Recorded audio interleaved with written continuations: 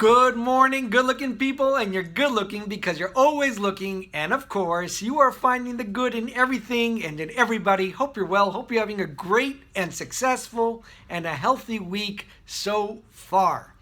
Now, today is the 28th of Shevat. It's Koyach Shevat. Now, we talked about yesterday the concept of self-control, that what would Shmuel Munkus do in this situation, that we always have to do our best to refrain. Do we really need that extra item? But we also mentioned at the end what was important is that Chassidus teaches us that we need to infuse both the hiskafe, which means holding back the willpower, but also engaging in the world. We're not here to become hermits and live in a closet and not engage the world. The opposite. Our goal and our mission here in this world is to engage this world. Be there. Go out to the workplace, go out to the restaurants, go out to the world, engage in it, but at the same time, we're looking to uplift it. We're looking to make it more spiritual. And that's what today's Hayom is all about.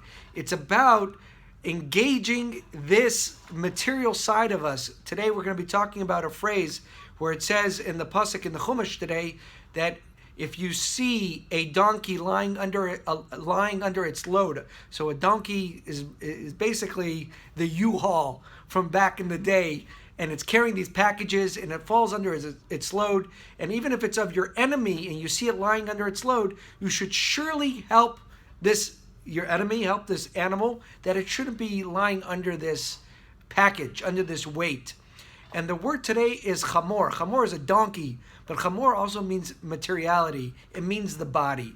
And today's approach is from the Baal Shem Tov, and it's all about engaging the material side, that we're not here to afflict ourselves and punish ourselves to try to better ourselves, but on the opposite is to engage ourselves, to work together with uplifting things, doing more Torah, doing more mitzvahs, making brachas, learning harder, learning how to engage whatever we're in, and to make it more spiritual. Let's read the Hayom Yom today, and then we'll go to a little bit of a note and a message at the end. So for the 28th of Shvat, again, we're talking about that specific line, Kiser Chamor. So here's how it goes. A teaching of the Baal Shem Tov is written, when you see the donkey, which is a chamor, that is when you are carefully to inspect your chamor, your body, you will see. So each word is going to be broken down and a little bit of explanation. So the first part is when you see the donkey, the Baal Shem Tov is saying, when you see that your body, when you see your chamor inside you, or one who hates you, as it says in the Pasuk, Soinecha, for it hates the soul that longs for godliness and spirituality. So the entire time you have two different things going on. You've got the spiritual side, you've got the material side, or the the animal soul, and the animal soul is doing everything against the spiritual soul. And what it's saying here is when you're looking at yourself and you find this chamor within you, that it's talking about this material side. So it says, lying under its burden. God intended that the body be refined by studying Torah and observing mitzvahs, but it's slack in fulfilling its task. So it's saying is, you've got your chamor, you know it's there, and it's lazy. It's sitting there on the floor, it's got the package on it, it knows it has to do Torah mitzvahs, it knows it's got to get going, but it's not active, it's hanging out, and it needs a little bit of a giddy up in it. So what happens? It says, hence you might think, like it says in the Pasuk, that you should leave it, ma'azav loy, which means that azav ta'azav imo, that you should leave it alone. And in fact, on the opposite side, you would think you would break it down, as it says here, to mortify yourself and to break it down, break down the body, to beat it up, to try to get it going. As it says that in the older times, there was a custom that people would put pebbles in their shoes so they would walk in pain to get themselves closer to God, and they would afflict themselves. That's not Chassidus. That's not what we do. We don't mortify ourselves. We don't beat ourselves down. The opposite is we engage. And what it says here is, do not beat yourself up, but it says, Azav ta'azav imoy, that you should so the first words were chadalta, which means to hold back. Here it says azev tazev imay. You should really help him. What does that mean?